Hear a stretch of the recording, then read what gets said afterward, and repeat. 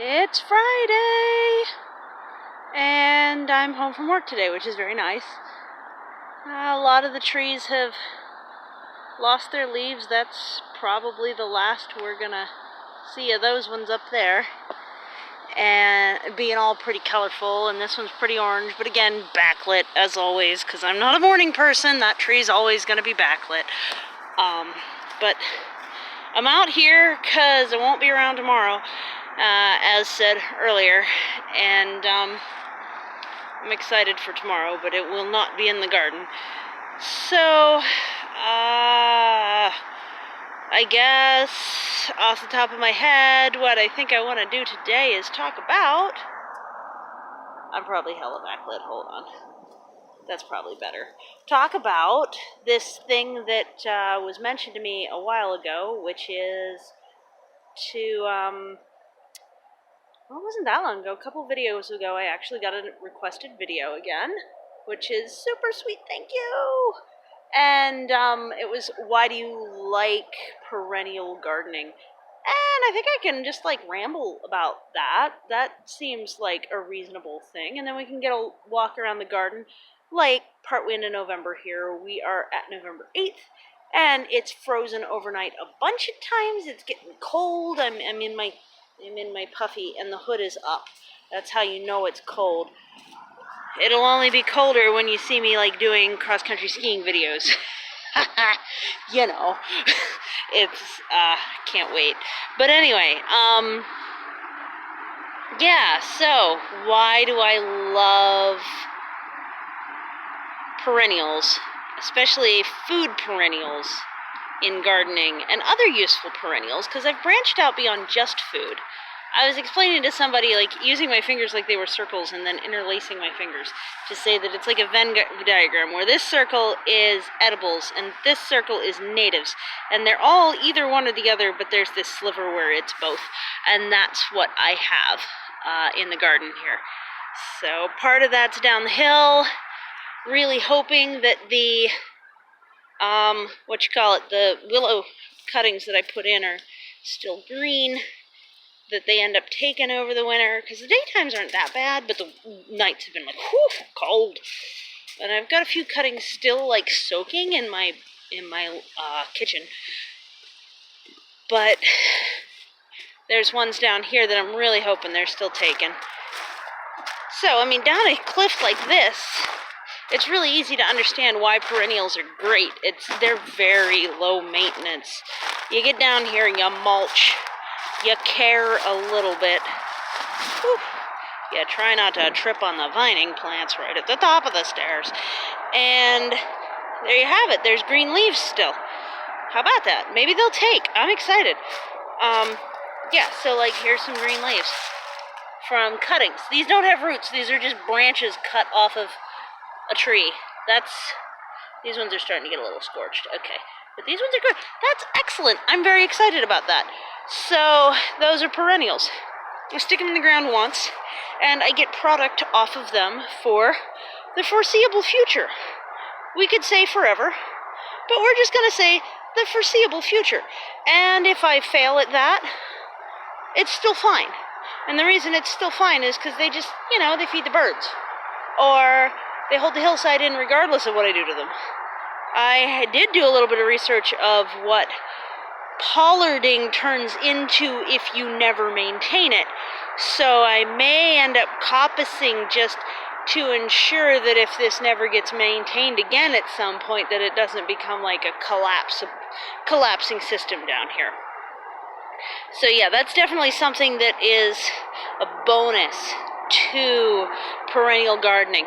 So we've looked at willows in progress. They're in progress. So let's go look at some other stuff. The nice thing, even when you're struggling with perennials, like I still am struggling with these little friends down here. Those are the raspberries. So, I've been struggling with getting them to allow me access to the food instead of the critters that are nipping. You can see they're still very green inside the fence, but where it gets outside the fence, I didn't get that raspberry either. They're just chomping them. They're chomping them to bits. Yeah, so this is something that I do consider on a regular basis, is that with perennials, say you're having a trouble like this, where it's just constantly like trying to figure out how to make it work. This plant isn't dead. I didn't lose an entire season for nothing. Next year, I get to try again, and I get to finesse it, and I get to learn the plant over years and years and years, in most cases, which is excellent. Same thing with the apple tree. Like, here we have an apple tree that I have to keep this thinner, so I know what tools I need, and I got that extendable pole trimmer so that I can thin out the branches on this hedge a little bit more and allow a bit more light without compromising too much privacy in to reach my apple tree so that it can have a full blossom. Whereas on the other hand, that pear down there is never going to get enough light because it just doesn't. And so I'm going to move it. And that's not going to kill it because it's not an annual, it's a perennial.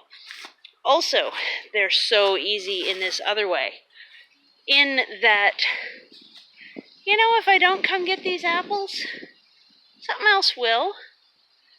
And I can see I got to get one right now because it's gotten overripe. But there have been other times that, see, it's got a brown spot on it right there. That one does. But there have been other times where I've harvested these apples all the way in December, and they've been fine. It kind of looks like maybe I should have done them sooner this year, but it is legitimately not a big deal that I didn't. I'm unconcerned. So that's really, really nice. In through here, you can see another tactic, which is self-seeding annuals. So, do I yet know how to properly harvest elephant amaranth? No, I definitely don't. I'm going to give it a try. I'm going to grab a couple of them this year, see how it does. But at the same time, if they all just go to seed, that's fine too. I'll just have a bunch more pretty purple, red thingamajigs all over the garden that are food crops if I decide to harvest them, or if I just decide to have more plants. And they're natives, so that's nice. I'm not like introducing an invasive species or anything. A lot of these perennials have planted themselves. I do not have any idea where these couple different species of ferns that are in here and back there and in the walkway and all along there and sprouting up in between my, you get the idea. I don't have any idea where these ferns came from, but they just arrived. And that's another really nice thing about perennial gardening, is that without disturbing the soil a whole lot, the things that naturally want to land, you get to pick. You don't have to weed as much because you're not disturbing the soil as much. So without that soil disturbance, you just get the really strong seeds coming in. And it's like a nice balance between the ground cover and everything, like pretty well taking care of it, to just, whatever you want to do, whatever feels right to have in the garden, it's all good. It's really, really nice. Just things keep coming back or they don't. Things that like where they're at re-arrive. Especially with the reseeders, they just pop up wherever. You can see the calendula all over the place here, like these bright orange and yellow things that are hurting a little bit for the frost, but not too bad. I'm going to keep letting them go for a while. This yellow one's kind of a rarer thing, so I should snag some of the seeds off of this and get it where it needs to be, because calendula usually isn't yellow, so keeping the color balance from being just only orange is a matter of picking the seeds off the yellow ones and making sure they get everywhere. And then, I could actually still get in here and harvest some of this rhubarb here, because it's getting pink again. It kind of stomped it back a little bit. And then down in here, I'm going to just set in some pots down here, because I had annuals in here this year. And I don't feel like it's necessary to keep doing a whole lot of annuals. And there's a lot of food subscription options out this way too, so I don't have to like rely entirely on food from my own house all the time when, you know, I can more than recoup the cost. And I have a food subscription service with Misfits, which is regional, northeast at least. I don't know how much they're growing. They seem to be growing, but they are like grocery store rejects. And then they repack them and send them out. Since I don't have a car, it's really nice to have it arrive at the house. It's made food accessibility much easier. So, yeah, I've got the onions are perennials. Those are walking onions. Some people call them Egyptian onions, and they just come back every year by the droves because the tops turn into more different onions. And they're all over the place because anytime a little bundle falls down, they just root and take. Oh, this moved. This is the, that's my food subscription. So, yeah. Then we've got, like, I do have struggles with my cherries. It no longer looks so weird to have it denuded of leaves, but it was during the entirety of the latter half of the summer through the entire fall. It had no leaves up there. So trying to figure out what the tree needs or if it just needs to go, and then the strong ones win. I got a bunch of native Saskatoons, which these things explode in flowers first thing in the spring. That's something you won't get flowers on annuals right away usually either, because the earliest spring ones are almost always perennials. Bulbs or whatever they are. And then I get to do things like figure out how to get this plum tall enough to get past the deer, because they seem to love it. And then I'll be able to have plums. Or I'll be weeding plums out of the mulch below it if I don't get around to harvesting them. And that'll be okay too. It's nice. I got all these berries that if I don't get them, the birds do. This is red currant, that's a josta berry. I have a couple of pre-josta berries that were booked as black currants, but way bigger than black currants, around the corner in pots because they're leggy. They take over. Yeah, so all of these different things. The asparagus, I'm like 12 years deep on this asparagus, and it gives me a ton of food. It's one of the first foods popping up out the ground every spring. And all I gotta do is weed it, and I just installed a bunch of moss underneath to reduce the need for weeding on that too. So that's improving by the day. Same thing with over here in this really dry spot, the lovage, which is a perennial type of celery. It's hollow and kind of, right now it's extra squishy because it's had frost, but you know, anytime I want this, even like in the middle of winter, if it starts to sprout, if we have like a week of like, oh, there's a weed underneath my water thingy that is not hooked up still, but there's a weed in there. It's a tree. It's got to come out. There goes the sump pump. That's what that sound was. And you can see that is pretty empty except this new gush of water, so it is percolating down into the ground pretty good. That's nice. Cool. Alright, that was random addition. I get to share them with people if they're spreaders like this, or like the Saskatoons down there, as long as I can figure out how to get the roots to take okay, because I have a tendency to drown things and overwater them. If I fall into it while I'm harvesting some of the root ball, alas, it's okay. That is literally my body print falling through the Joe Pie here is why it's all knocked down. I should probably clear up the area that they can't get through their yard anymore. I just noticed that because it's been after dark by the time I'm out here most nights. It was raining all yesterday, so I didn't know. Get kiwis or I miss them. Like, it's just very low pressure. All of these sunchokes, if I get to them, great. If I don't, not a problem. Just leave them in for next year. You know, leave them out, and they might get, like, these ones on a warmer night, we're probably going to have a raccoon come through and chew up the ones that got left from me digging out, that I just covered up with my feet but forgot to put in frames. Sorry about that. Yeah, so there's like Heinz 57 level of reasons of why I love perennials.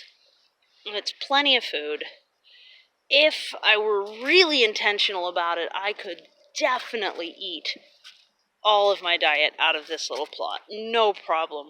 However, yeah, the food variety would be pretty limited. But that would be true regardless for a space this small. To be able to actually eat, they produce like crazy. They fill up my freezer. They give me the opportunity to can if I feel like canning. Can you actually see the orange? No, you still can't. So that's the good stuff. But see, like with this eggplant that I got, it didn't do well. It didn't like how I handled it. And I don't get another chance on that. It's done. And they also self-regulate pretty well. There's a whole bunch of like diseases that get in the soil. And with a perennial, if they're going to struggle with that a lot, you'll know by it just not making it through its first year probably. And then everything's going to be fine. You know, because it'll be gone, you'll have a new space, you'll fill it back in. Or you can try again, because most of the mail-order bare root companies will replace something that doesn't take when you plant it. Whether that be because that you don't know how to grow it, or because they sent you poor quality. They're not fussing over that. They'll resend them. It's not a big deal to them. So, yeah. And as things get overwhelming or overwhelmed, that's when I get out that black plastic or like a dark tarp and just like kill off an area. Get a fresh start. Leave it there for a few months. If you're worried about how it'll look, put some like mulch or something on top. That way people won't complain. If you're in the complaining neighborhood type of area, I don't know what your story is. Then you can mulch over it and no one will know, and then you can take the mulch afterwards and just enjoy your mulch, you know? Everything's cool. So, yeah, and then all of these plants that I'm selling, yeah, they're going dormant here, and they're going to be under piles of snow, but every time it thaws, I'll be able to reach in and prick out a perfectly viable plant from whichever little pot, and they just come right out, as you can see, because there's still spots from... I got more pots from the people who delivered, which was excellent. And because I got more pots, then I can actually plant some of the things that are in my propagation zone before they freeze to death, and maybe not have to tuck them all into like mulch. I don't know, we'll see. The one thing that I'm still trying to figure out about potting in perennials is the kind of thing I'm dealing with the hops. And several other plants are going to do this, I'm sure, is that they root out the bottom of the pot, and they root sufficiently strongly that when you pull the pot out, they're still growing there. That I have fully run into with... Oh, sorry about the helicopter. There is a military helicopter pad down there. It's loud, but yeah, that's Coast Guard. Yeah, for sure. See you, Coast Guard. Have fun. With that trouble, though, it's like I still have the milkweed growing up out of this plot because I didn't realize how thick the root structure was and how much it would just like dig down in and just take hold like crazy. So still trying to figure out how I can stock things that their root system's that strong without killing them, and without just dealing with them being everywhere. These ones are just in an extra like 1.5 feet of mulch, so that in the spring, because I want them to be a little bit attached, but in the spring when I pull them up, I should be able to just, you know, maybe stack them in on top of a tarp and then pack them in with wood chips. I'm really not sure how I'm going to handle that. Elderberry, I get fruit every year, and if I miss it, the birds get it.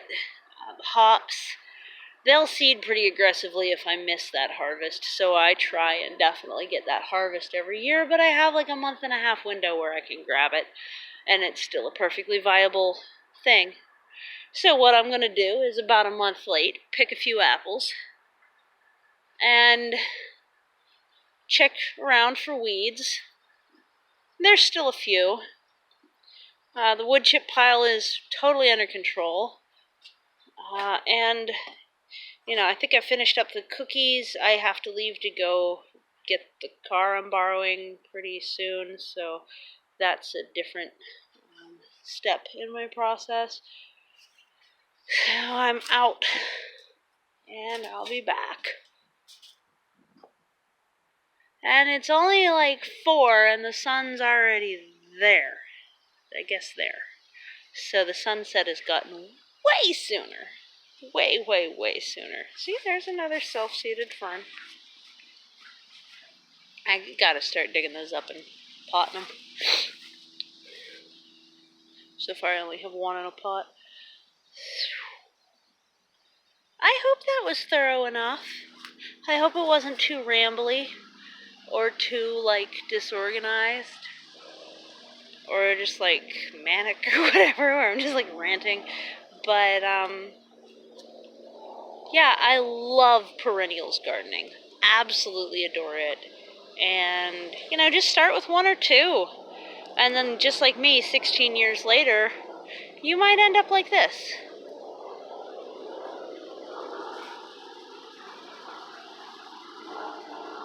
I don't know, tires are an option. It becomes obvious this time of year that this are definitely tires. You might just end up with a jungle, food forest kind of situation. I don't know. The spring edition is gonna be specially selected hazelnuts all along this row, and I'm so excited for it. So I hope that'll be something you'll all get to see me do. Put those in, see them grow up. And just, yeah, things are good here. Things are definitely good. Alright, I have to turn the camera back around to say bye, but I wanted to say bye. Bye.